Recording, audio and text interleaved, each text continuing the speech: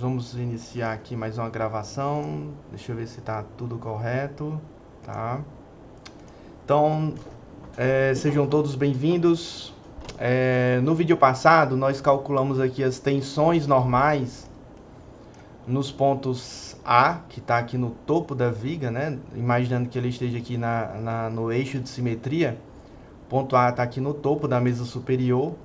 O ponto B está localizado a 70 milímetros do topo e o ponto C está aqui no eixo de simetria, na face inferior da mesa inferior. Então, nós calculamos aqui essas tensões normais, todas elas aqui em megapascal. O que a gente vai fazer no vídeo de hoje é calcular as tensões cisalhantes nos pontos A, B e C. E aí um ponto importante a ser esclarecido aqui no começo é o seguinte: essas tensões cisalhantes que a gente vai calcular vai ser considerando a hipótese, né, de que as tensões cisalhantes verticais elas são uniformes. A distribuição delas é uniforme ao longo da espessura da viga. Então, a nossa seção transversal em I, ela está sujeita a uma carga vertical, uma força cortante vertical, certo? Seja para baixo ou para cima, dependendo de qual lado da seção você está olhando, tá bom? Então, por exemplo, nessa seção que passa no ponto A, B e C, a força cortante resultante, tá? É a reação em A, menos 4 toneladas. Então, vai dar uma força cortante para cima ou para baixo.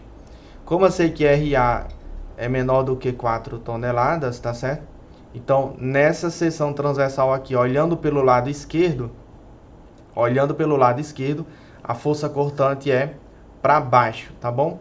Quando eu olho pelo lado direito dessa seção transversal, a força cortante está para cima, tá bom? Tá para cima, ou seja, de acordo com a nossa convenção de sinais para esforços, né? No caso aqui relativa à força cortante, a força cortante nessa seção transversal ela é negativa, tá? Porque ela está provocando um giro no sentido anti-horário, tá certo? Um giro no sentido anti-horário dessa seção transversal, tá bom? Então, sabendo a força cortante nessa seção, seja analisando pelo lado esquerdo ou pelo lado direito, a gente presume então que a tensão cisalhante no plano vertical, na direção vertical, ela segue o mesmo sentido da força cortante. Então, se a força cortante está para baixo, a tensão cisalhante naquela face também está para baixo. Ou seja, quando eu olho essa seção transversal aqui pelo lado esquerdo dela, as tensões cisalhantes estão para baixo. Mas se olhar pelo lado direito, as tensões cisalhantes estão para cima. Por quê? Porque a força cortante do lado direito da seção está apontando para cima. Então, não importa qual ponto eu esteja analisando, seja o ponto A, o ponto B ou o ponto C, se eu estiver analisando, vendo a seção pelo lado direito, tá? Isso é arbitrário. Se eu estiver olhando a seção pelo lado direito, as tensões cisalhantes serão sempre para cima. Se eu estivesse olhando pelo lado esquerdo, as tensões cisalhantes seriam para verticais e para baixo. Então, a gente vai seguir essas duas premissas. Primeiro, a tensão cisalhante, o sentido dela é de acordo com o sentido da força cortante, tá? De acordo com o sentido da força cortante. Segundo, as tensões cisalhantes verticais, elas são uniformes ao longo da espessura da seção. E aí, seguindo esse conceito, a tensão cisalhante em uma determinada seção, vamos botar aqui a letra tal, o tal é só digitar a letra T minúscula, Ctrl G, é igual a força cortante naquela seção, vezes o momento estático da área que você corta, né, exatamente no ponto ali em que você está analisando as tensões cisalhantes, tá certo? Já a gente elucida um pouquinho mais isso. Dividido pela inércia da seção em relação ao eixo em torno do qual a peça está sofrendo flexão, que no caso aqui é o eixo Z, né? A nossa viga ela está sujeita a uma carga vertical. Então, na flexão simples, ela flete em torno do eixo, né? Ela sofre flexão em torno do eixo que passa no centro geométrico da seção, tá? É perpendicular ao plano do carregamento, obviamente. No caso aqui seria a nossa inércia em torno do eixo Z, que a gente já calculou em vídeos passados. Vezes aqui a espessura da seção onde eu fiz o corte. Então, por exemplo, se eu fizer um corte no ponto A, um corte horizontal, paralelo à direção da linha neutra, tá? Paralelo à direção da linha neutra, a linha neutra está aqui. Então, no ponto A eu faço um corte horizontal, tá? Faço um corte horizontal. Esse momento estático que está aqui, tá? Deixa eu aumentar aqui um pouquinho o zoom. Esse momento estático que está aqui, ó, seria o momento estático da área que está acima desse corte ou abaixo do corte em relação à linha neutra. No ponto A, a gente tem algo específico daquele ponto, que é o seguinte: o ponto A, ele está na superfície superior livre da nossa viga, né? Então, a face superior dessa viga, ela está livre, ela não está sujeita a nenhuma tensão cisalhante na horizontal, ou seja, saindo, entrando no plano ou saindo do plano, né? Então, nessa superfície horizontal aqui de cima da minha viga, as tensões cisalhantes são nulas. Se a tensão cisalhante na face superior de um elemento infinitesimal é nula, então na face vertical também vai ser nula, tá? Então, mesmo que você não observe isso, tá? Mesmo que você não consiga enxergar isso, que no ponto A, por ter uma superfície livre, eu não tenho tensões cisalhantes horizontais entrando ou saindo do plano, e consequentemente na vertical eu também não tenho. Mesmo que você não enxergue isso, ainda tem o outro artifício, que é o seguinte: o momento estático que aparece aqui no cálculo da tensão cisalhante é o momento estático da área que fica acima ou abaixo do corte em relação à linha neutra. Então, se eu fizer um corte horizontal, né, passando no ponto A, olhar para tudo que está acima do corte, eu não tenho nada, né? Acima do corte eu não vou ter nada. Então, o momento estático dessa área, que não é nada, em relação à linha neutra, seria zero. Tá bom? Seria zero. Ou vocês podem falar, mas se eu olhar tudo que está abaixo do corte. Bom, se eu faço um corte horizontal passando no ponto A, tudo que está abaixo desse corte é a própria seção transversal em si. O momento estático dessa seção em relação à linha neutra, que está passando no centroide dela, por definição, também é zero, porque o momento estático de uma área em relação ao eixo, né, principal ali, que passa no centroide da seção, ele obrigatoriamente é nulo, tá? Isso é por definição. Então não importa se você está olhando acima do corte que passa no ponto A ou abaixo do corte que passa no ponto A, tá? Esse momento estático vai ser sempre zero. Então, eu já posso dizer aqui de cara, por definição, independente das duas explicações que vocês tenham aceitado, que a tensão cisalhante no ponto A é zero megapascal, tá? 0 megapascal, tá? Eu posso até colocar aqui na descrição, ó, mostra a descrição, e colocar aqui, ó, na superfície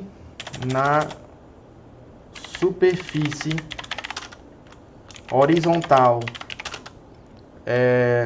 da mesa superior, né, a tensão cisalhante é nula, tá? Só para explicar aqui, é nula. Então, 2 pontos. Portanto, se a tensão na face horizontal aqui, que está aqui em cima, se essa tensão cisalhante aqui é nula, porque não está em contato com ninguém, então a tensão vertical também vai ser nula. Então, a tensão cisalhante no ponto A é nula, tá? Do mesmo modo, seguindo o mesmo conceito, fazendo analogia, o ponto C, que está lá embaixo, na face inferior, que também é uma face livre, tá? Pelas mesmas explicações, a tensão cisalhante no ponto C é nula. Então, ó, na superfície horizontal da mesa inferior, a tensão cisalhante é nula. Então, a tensão cisalhante no ponto C também é igual a zero. Também é igual a zero. Então, vamos salvar aqui. É sempre interessante a gente salvar a planilha, porque às vezes, infelizmente, o SMF às vezes trava, tá? e aí a gente acaba fatalmente perdendo os arquivos.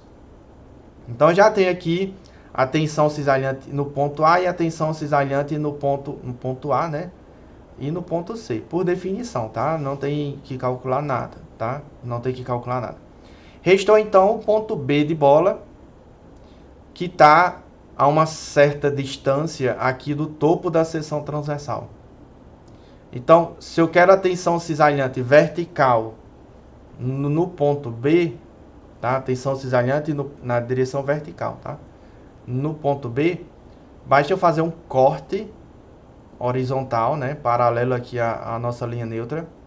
Basta eu fazer um corte horizontal, tá certo? Passando no ponto B e calcular o momento estático da área que está acima da linha neutra, tá? Ou, como vocês preferirem, a área que tivesse abaixo da linha neutra, tá certo? Abaixo da linha neutra.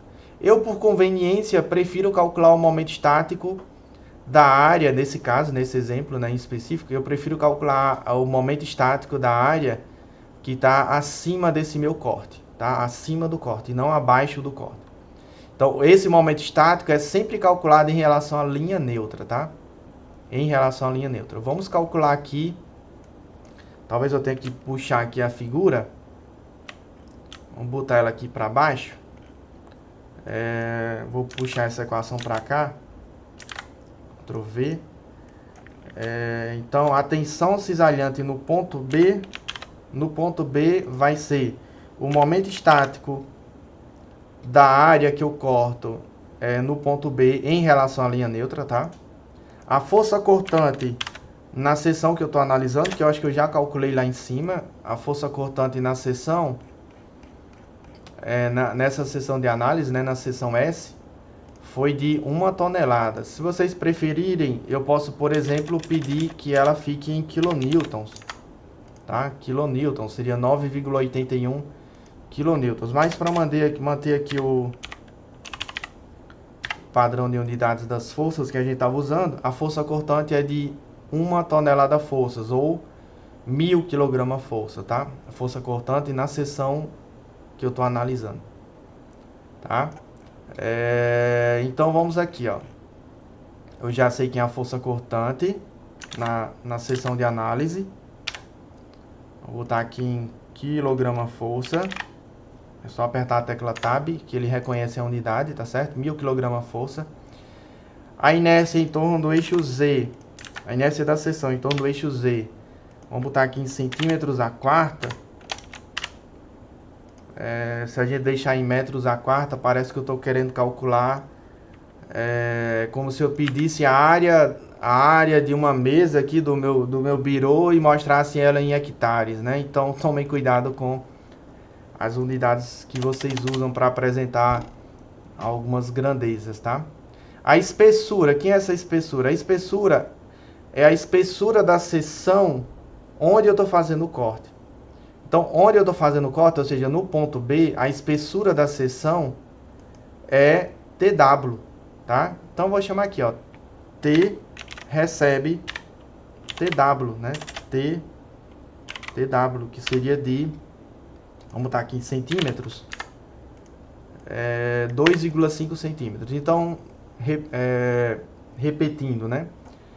O T que aparece aqui na expressão da tensão cisalhante vertical é a espessura da seção onde eu estou fazendo o corte. Então, se eu fiz o corte passando no ponto B, a espessura no ponto B é a própria espessura da alma desse meu perfil, né? A espessura TW, que seria de 2,5 cm. A única coisa que eu não sei por enquanto é o momento estático dessa área em relação à linha neutra. Vamos ver aqui, ó, como é que a gente pode calcular esse nosso momento estático. Então, essa região achurada que está aqui na cor laranja, eu acredito, a não ser que a minha tela esteja alterando um pouquinho a coloração, mas enfim. O momento estático desse T, né? Desse T em relação à linha neutra, ele pode ser facilmente calculado se a gente decompor esse T em dois retângulos. O retângulo da mesa e esse retângulozinho aqui da alma, tá? Calcular o momento estático dessas duas figuras e somar.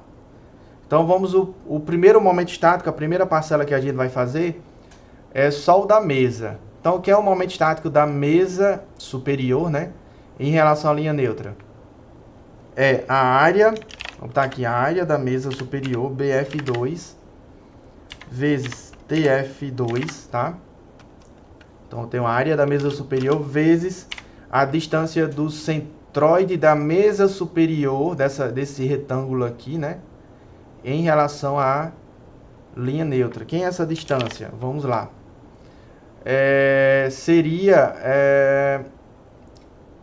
Eu posso pegar aqui a altura total da seção menos o ZCG, né? ZCG menos a espessura... pegar a altura total da seção menos o ZCG menos metade da altura do retângulo. Metade do TF2, né? Que é a altura total da seção? Eu acho que eu chamei de alguma coisa lá em cima. Eu só não lembro exatamente porque já faz um bom tempo que eu gravei o primeiro vídeo, né? Mas eu lembro que eu chamei aqui. A altura total da seção eu chamei de D. É a letra D minúscula, né?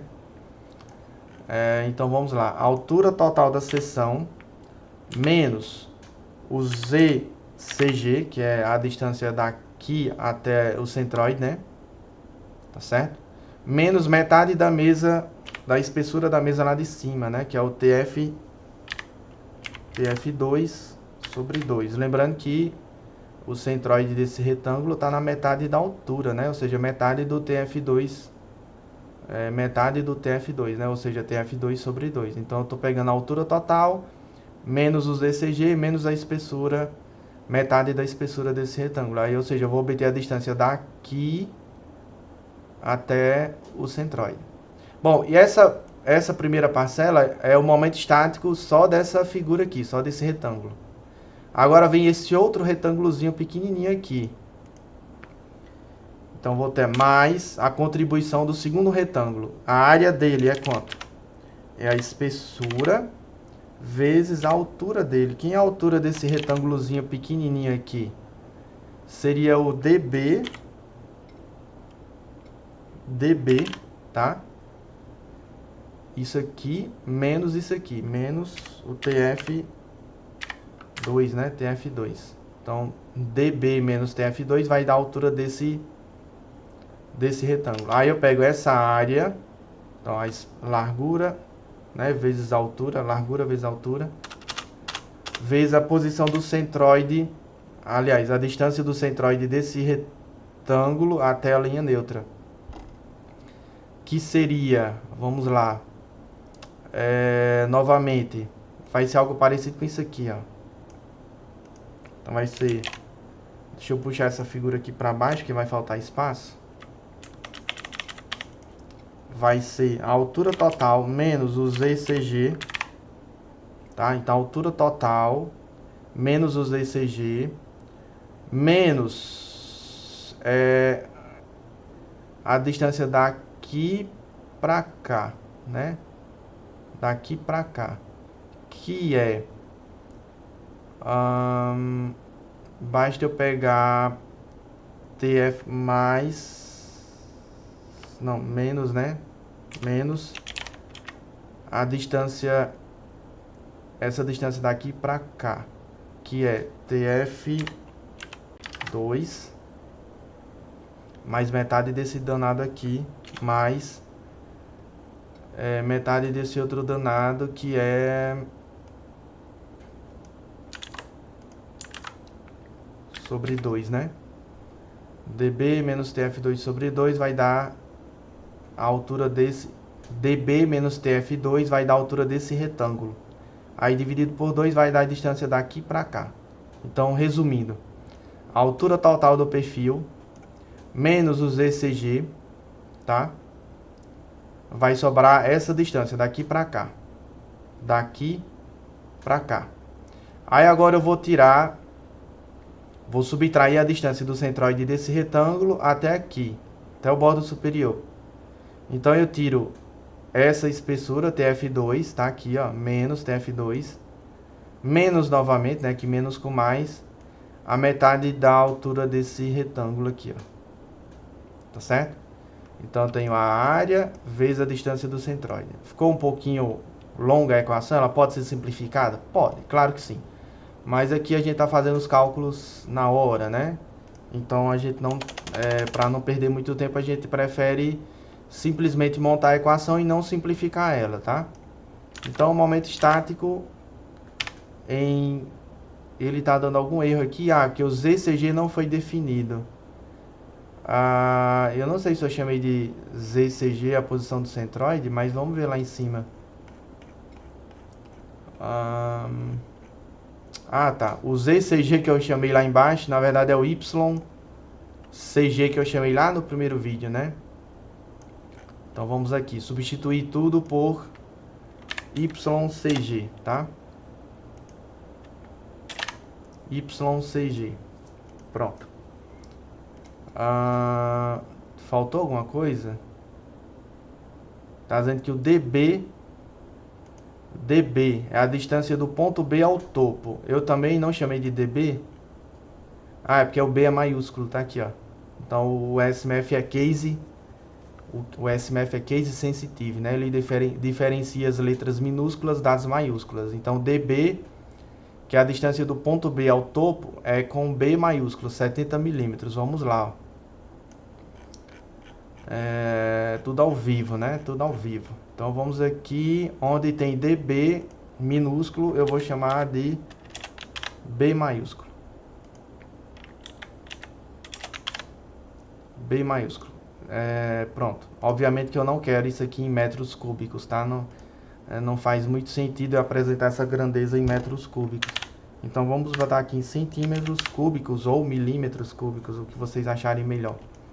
E aí eu obtenho aqui o momento estático, tá? O momento estático dessa área achurada em relação à linha neutra. Portanto, se eu pegar a força cortante que eu tenho na seção, 1000 kg força, vezes esse momento estático, 497,81 centímetros cúbicos, dividido pela inércia da seção e a espessura no ponto B, né? A espessura da seção no ponto B, eu vou obter uma tensão cisalhante aqui, vamos botar em quilograma força por centímetro quadrado. Por centímetro quadrado. Então vou ter uma tensão cisalhante aqui de 16,12 quilograma força por centímetro quadrado. Esse sinal negativo, por que que ele está aparecendo aqui? Porque a força cortante na seção B, ela é negativa, tá? Ou seja, a força cortante na seção B, ela está provocando um giro no sentido anti-horário, né? Anti-horário.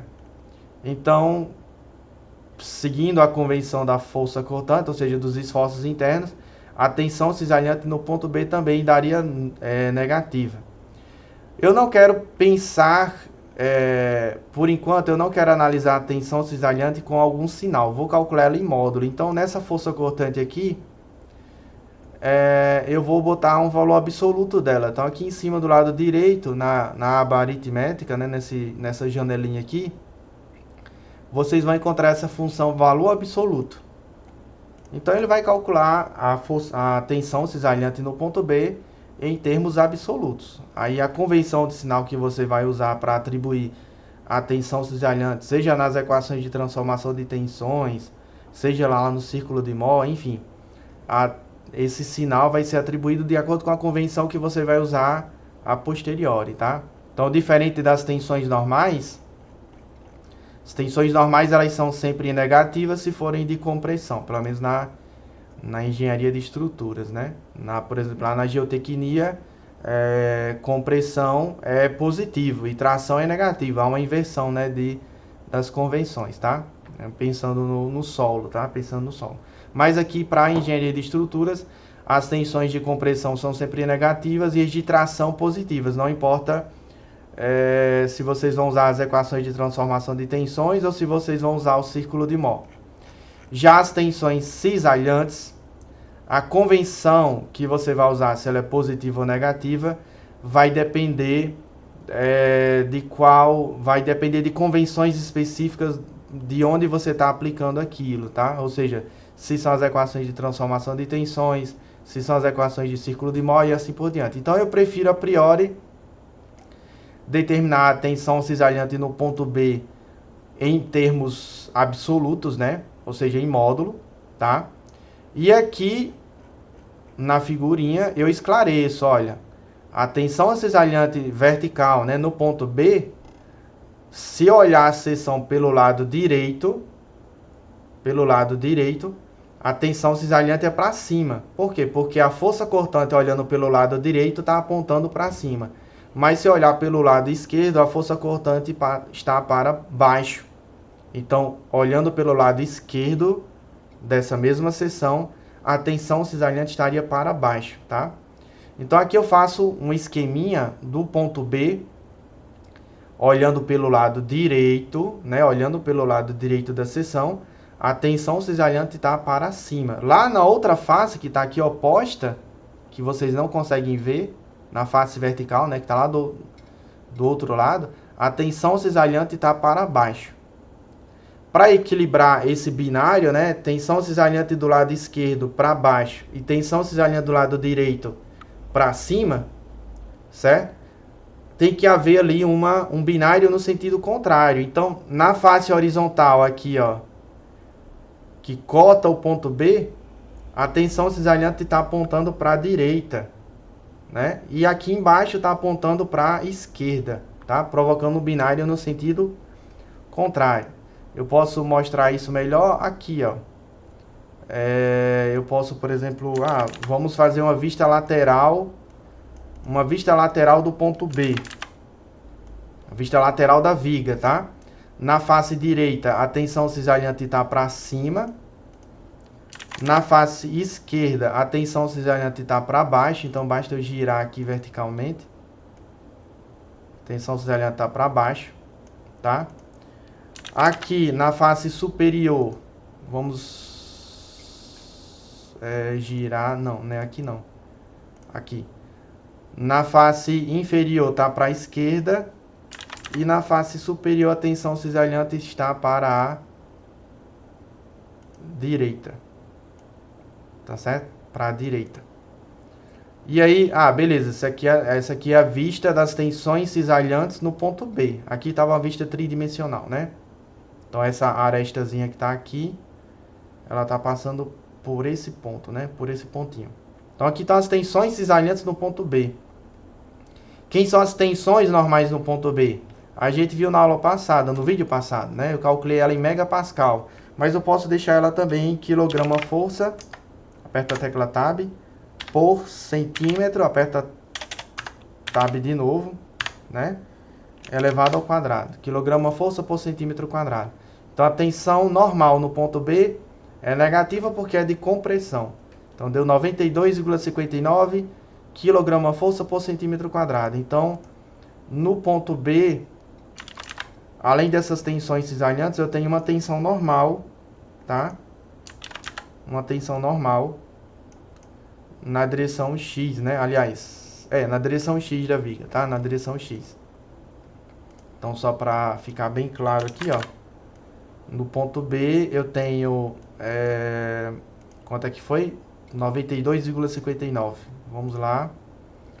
92,59 quilograma-força por centímetro quadrado. Deixa eu aumentar o zoom aqui.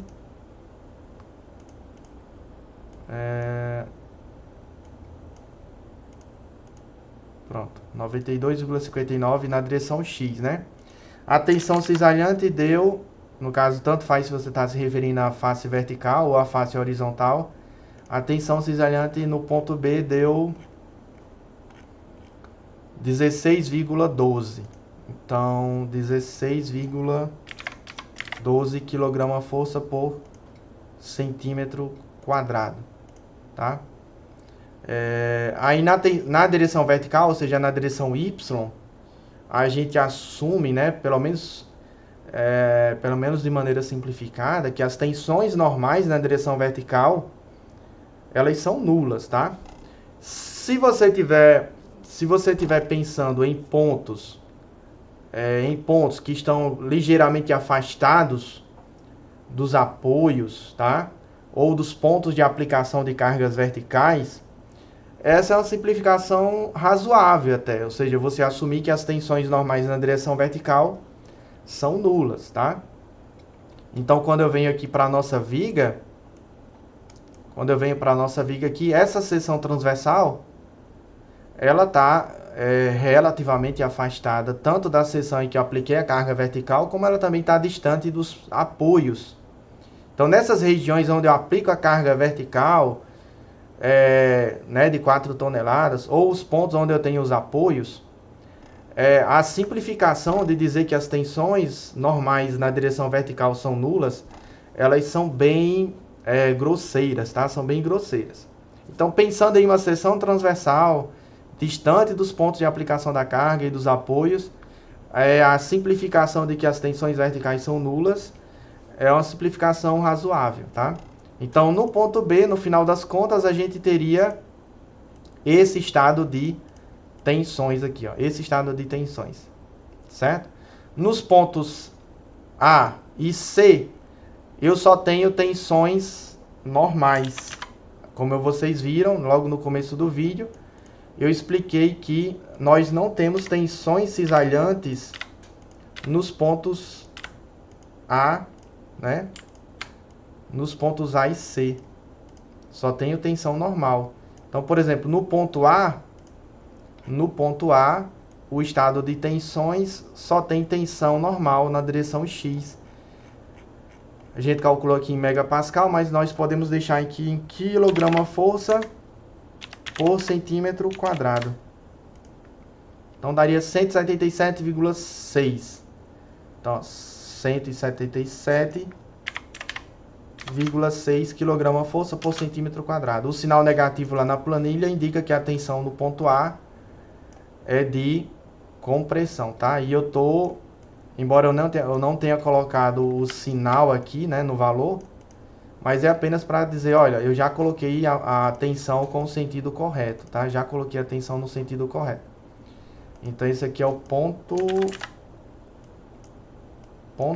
A. Ponto A, tá aqui, ó. Aqui é o ponto B.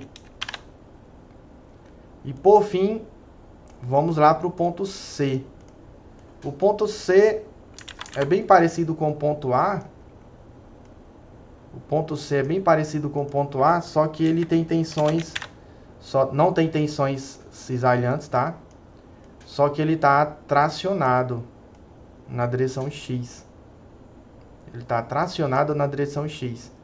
Então, se eu vier aqui, ó, na nossa planilha, no ponto C, vou pedir aqui o resultado em quilograma-força por centímetro quadrado, que era as unidades que eu deveria estar utilizando desde o começo, né? 156,35. 156,35. 156,35,4, né? De tração. Não tenho tensões cisalhantes no ponto C, porque ele está aqui embaixo na superfície livre, né? Então, perceba que eu obtive aqui, ó, o estado de tensão, desculpa de novo, eu obtive aqui os estados de tensão, quando eu olho a viga lateralmente, né, na vista lateral da viga, ou seja, no plano YX, ou XY, eu obtive aqui os estados de tensão nos pontos A, B e C. Nos pontos A e C não tenho tensão cisalhante, só tenho tensão normal, de tração de compressão em A e tração em C. E no ponto B eu tenho tensões cisalhantes de 16,12 kgf por centímetro quadrado, segundo essas direções aqui, e de 92,59 kgf por centímetro quadrado de compressão na direção X, tá? Na direção X da nossa viga. Então, com isso eu termino mais esse terceiro vídeo, né? No próximo vídeo, na próxima gravação que eu fizer, a gente já vai fazer aplicações aqui de transformação de tensões para determinar quem são as tensões principais e em que orientações elas ocorrem, que era a proposta desse vídeo, né? O objetivo principal. Tá bom? Então, acredito que com isso a gente já já avançou bastante, o vídeo já deve estar bem prolongado, né? Acredito nisso. Então, fiquem com Deus e até a próxima. Abraço a todos!